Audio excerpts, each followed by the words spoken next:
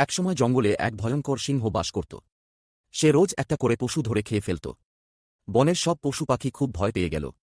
তারা মিলে সিংহকে বলল, মহারাজ, আপনি যদি আমাদের প্রতিদিন একজন করে পাঠাতে দেন, তাহলে আপনাকে খাওয়ার জন্য কোথাও যেতে হবে না। আমরা নিজেরাই আসব। সিংহ এতে খুশি হল। এভাবে প্রতিদিন একটা করে পশু সিংহের কাছে যেতে লাগল। একদিন পালা এল এক বুদ্ধিমান শিয়ালের। শিয়াল দেরি করে সিংহের কাছে পৌঁছাল। সিংহ খুব রেগে গেল। সে গর্জন করে বলল, তুই এত দেরি করলি কেন? শিয়াল বলল, মহারাজ, আমি তো সময় মতোই রওনা হয়েছিলাম, কিন্তু পথে আরেকটা সিংহ আমাকে আটকে দেয়। সে বলল, এই জঙ্গল তার। সিংহ শুনে রেগে উঠল, আরেকটা সিংহ? আমাকে দেখিয়ে দে ওকে। শিয়াল সঙ্গে সঙ্গে সিংহকে একটা কুজোর কাছে নিয়ে গেল। কুজোর জলে সিংহ নিজের প্রতিবিম্ব দেখল। সে ভাবল, এটাই সেই আরেকটা সিংহ। রাগে ফুঁসতে ফুঁসতে সিংহ জলে ঝাঁপ দিল এবং ডুবে গেল। সব পশু খুশিতে আনন্দে লাফালাফি করতে লাগল।